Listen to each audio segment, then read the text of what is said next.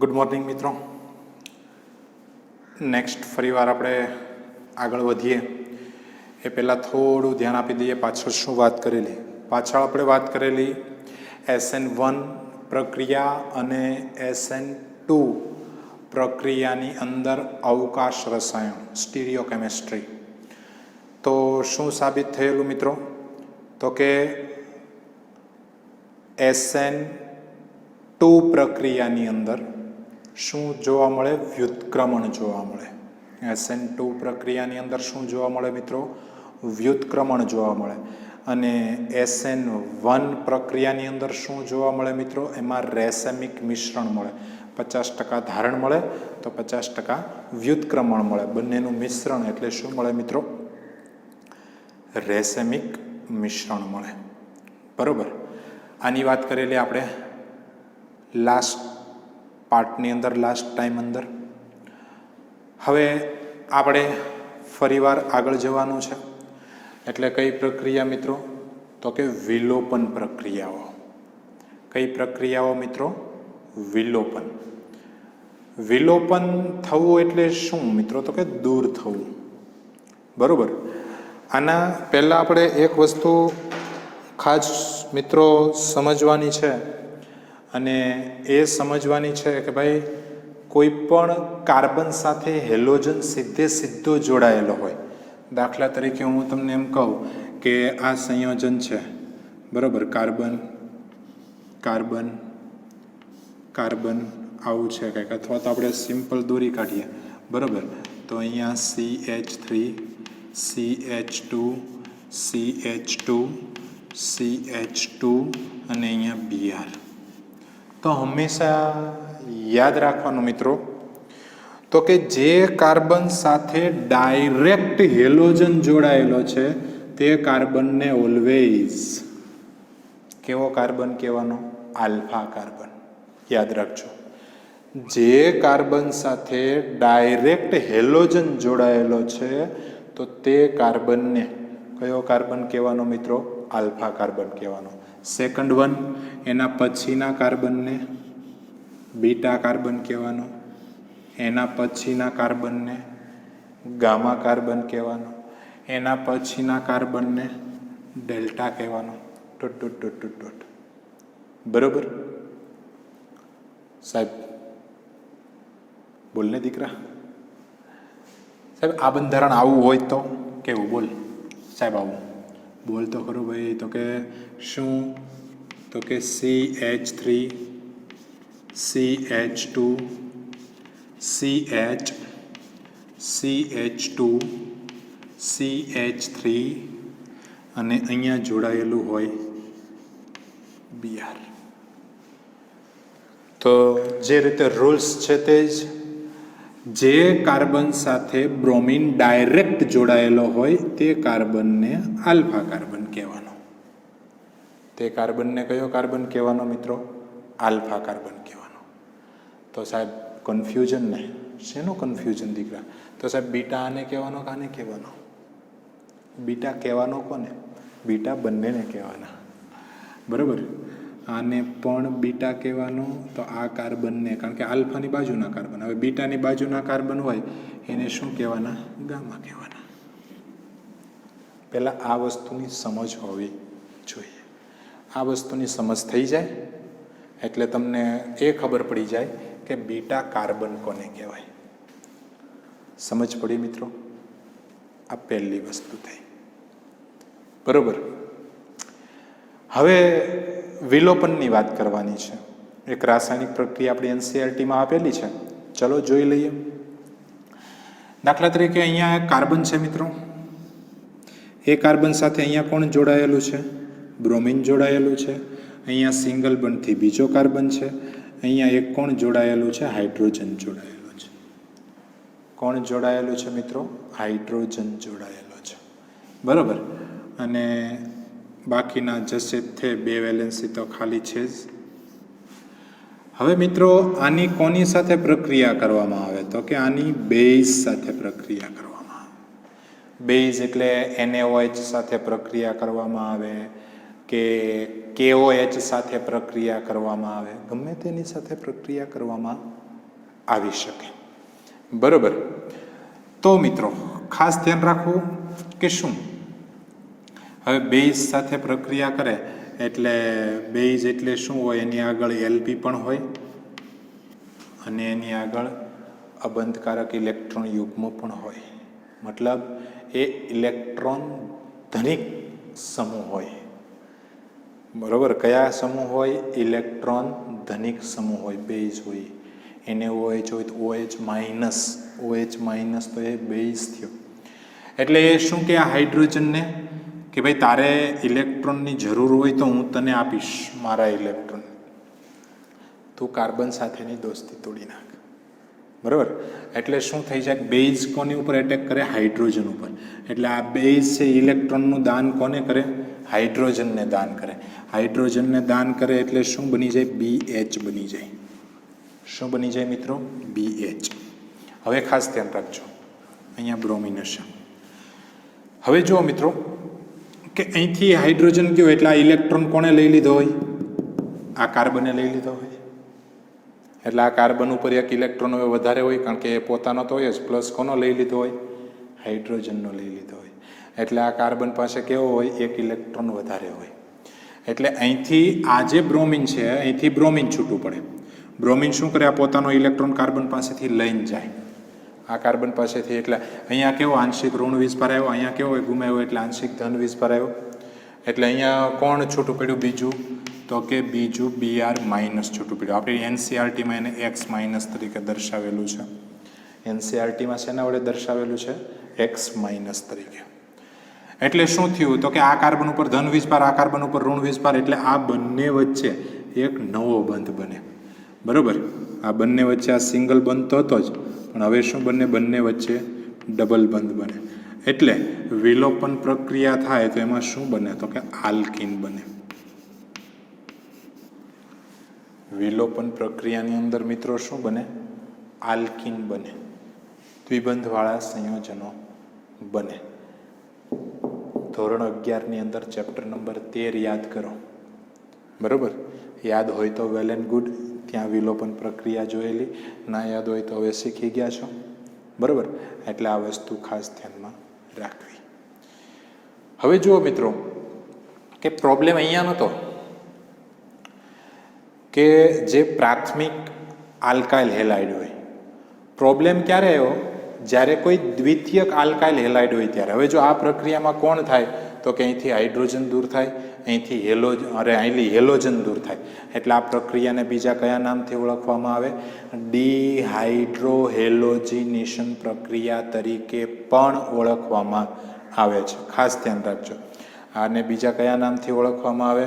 વિલોપન પ્રક્રિયાને તો કે ડિહાઇડ્રોહેલોજિનેશન. ડી એટલે દૂર થવું, હાઇડ્રો એટલે હાઇડ્રોજન અને હેલોજિનેશન, હેલોજન એટલે Br એક્સ. હાઇડ્રોજન અને એક્સ બંને દૂર થતા હોય.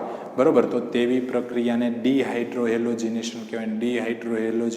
ડિહાઇડ્રોહેલોજિનેશનથી મિત્રો શું મળે આપણને? આલ્કીન મળે. શું મળે મિત્રો? આલ્કીન મળે. સેકન્ડ થિંક કે આને વિલોપન પ્રક્રિયા તો કીધી, પણ હાઇડ્રોજન કયા કાર્બન ઉપરથી દૂર થાય છે? તો કે ભાઈ Br જે ડાયરેક્ટ જે કાર્બન સાથે જોડાયેલો હોય તેને આલ્ફા, એની બાજુના કાર્બનને શું કહેવાય? બીટા. તો હાઇડ્રોજન છે એ બીટા કાર્બન ઉપરથી દૂર થતો હોવાથી આવી પ્રક્રિયાને બીટા વિલોપન પ્રક્રિયા પણ કહે છે. થિયરી એક જ, અલગ અલગ 3 રીતે પૂછાય. 2 માર્ક્સની અંદર પૂછાય. શું પૂછે? વિલોપન પ્રક્રિયા સમજાવો, નંબર 1. નંબર 2 શું પૂછે? બીટા વિલોપન પ્રક્રિયા સમજાવો, 2. ત્રીજી રીતે કઈ પૂછે? તો કે ડિહાઇડ્રોહેલોજિનેશન પ્રક્રિયા સમજાવો. આ 3. બરોબર.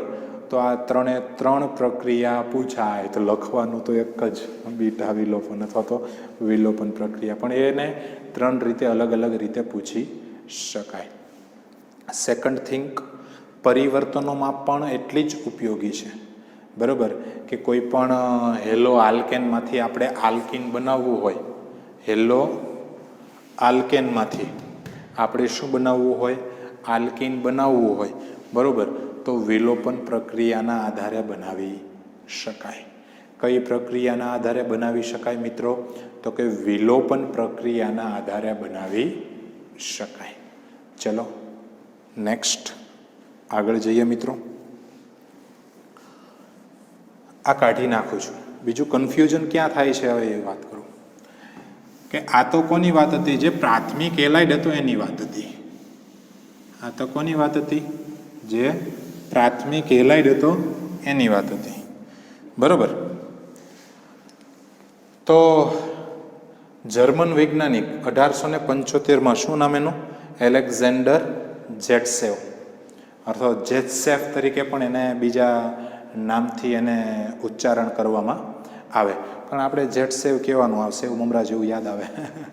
બરાબર, યાદ રહી જાય. એટલે એલેક્ઝાન્ડર જેટ્સેવ નામના વૈજ્ઞાનિકે ક્યારે 1875માં એક રૂલ્સ આપ્યો. પણ એ રૂલ્સ પહેલાં ઉદાહરણ સાથે સમજીએ. ઉદાહરણ શું છે? તો કે 2-બ્રોમો પેન્ટેન. પેન્ટેન 2-બ્રોમો પેન્ટેન એટલે 5 CH3 CH2. આ ચોક દેખાય છે ભાઈ? ઓકે, કંઈ વાંધો નહીં, વ્હાઇટ ચોક જ આપણે ઉપયોગ કરીએ. ચલો, CH3 CH2 CH2 CH CH3 અને અહીંયા છે Br. તો આને શું કહેવાય? 2-બ્રોમો પેન્ટેન. શું કહેવાય મિત્રો? 2-બ્રોમો પેન્ટેન. 1 2 3 4 ને 5 કાર્બન છે. એટલે હવે જુઓ મિત્રો કે આમાં વિલોપન પ્રક્રિયા થશે. આમાં કઈ પ્રક્રિયા થશે? વિલોપન. મિત્રો તમને કંઈ તકલીફ ન હોય તો અહીંથી એક હાઇડ્રોજનને હું કઈ રીતે દર્શાવું? દાખલા તરીકે આ રીતે દર્શાવું, બીટા હાઇડ્રોજન. અહીંયા પણ એક હાઇડ્રોજન 3ની જગ્યાએ 2. આ ત્રીજો હાઇડ્રોજન ક્યાં દર્શાવું? અહીંયા આપણને થોડી વધારે ક્લેરિફિકેશન થાય એટલા માટે. બરાબર. તો આમાં 2 નિપજ મળશે મિત્રો. કેટલી નિપજ મળશે મિત્રો? 2 નિપજ મળશે. કઈ કઈ? જો આમાં બેઝ સાથે પ્રક્રિયા કરવામાં આવે. કોની સાથે પ્રક્રિયા કરવામાં આવે? બેઝ સાથે પ્રક્રિયા કરવામાં આવે. NaOH KOH. બરોબર. તો 2 નિપજ મળશે. એક નિપજ શું મળશે? તો કે અહીંથી બ્રોમિન છૂટો પડશે અને આ બીટા કાર્બન પાસેથી હાઇડ્રોજન, કારણ કે બીટા તો આ પણ છે અને બીટા તો આ પણ છે, આલ્ફા છે. બરોબર. એટલે આ બંને પાસેથી અહીંથી હાઇડ્રોજન છૂટો પડશે, અહીંથી બ્રોમિન છૂટું પડશે. એટલે નિપજ કઈ મળશે આપણને? તો કે CH3 CH2 પછી અહીંયા CH, પછી આ બંધ અહીંયા ડબલ બોન્ડ થઈ જશે, ડબલ બોન્ડ, પછી પાછો અહીંયા CH અને પાછો અહીંયા CH3. એટલે 1 2 3 4 5 એટલે પેન્ટ. પછી પહેલા અને બીજા નંબરના કાર્બન ઉપર ઇન એટલે 2 ઇન. આ એક નિપજ મળી. બીજી નિપજ કઈ મળી શકે? તો કે અહીંથી બ્રોમિન છૂટું પડશે અને આ બીટા પાસેથી હાઇડ્રોજન છૂટું પડશે. બરોબર. તો અહીંયા કઈ નિપજ મળશે? તો કે ભાઈ CH3 CH2 CH2 પછી અહીંયા CH, પછી અહીંયા ડબલ બોન્ડ, અહીંયા CH2. એટલે શું બન્યું? તો કે ભાઈ પેન્ટ 1 ઇન. હવે આપણને ખબર છે મિત્રો આ કેટલા ટકા મળે છે? 81%. આ કેટલા પર્સન્ટેજ મળે છે? તો કે 19%. નિપજ બંને મળે છે, પણ મુખ્ય નિપજ કોણ મળશે? Pent 2 ene. અને અલ્પ નિપજ કઈ મળશે? તો કે પેન 1 ઇન. તો જેટ્સેવે શું કીધું? તો કે મુખ્ય નિપજ હંમેશા એવી બનશે, યાદ રાખજો, મુખ્ય નિપજ હંમેશા એવી બનશે, બરોબર, કે જ્યાં આ બાજુ પણ કેવો છે? બીટા હાઇડ્રોજન છે. આ બાજુ પણ કેવો છે? બીટા હાઇડ્રોજન છે. પણ દ્વિબંધ એવી રીતે બનશે કે બંને બાજુ મેક્સિમમ, બરોબર, મોટા આલ્કાઇલ ક્રિયાશીલ સમૂહ હોય. હવે આ બાજુ કેવો છે? આ બાજુ તો છે ભાઈ, આ બાજુ બ્યુટેન છે 4 કાર્બન, પણ આ બાજુ એક જ છે મિથેન. તો બરોબર, કાં તો દ્વિબંધ અહીંયા બનશે અથવા તો અહીંયા બનશે. બનશે તો બે જગ્યાએ, પણ મુખ્ય નિપજ કઈ હશે તમારી? તો કે પેન ટુ ઇન, બરોબર, 81%. ગૌણ નિપજ કઈ હશે તમારી? Pant 1 in. કેટલા પરસન્ટેજ મિત્રો?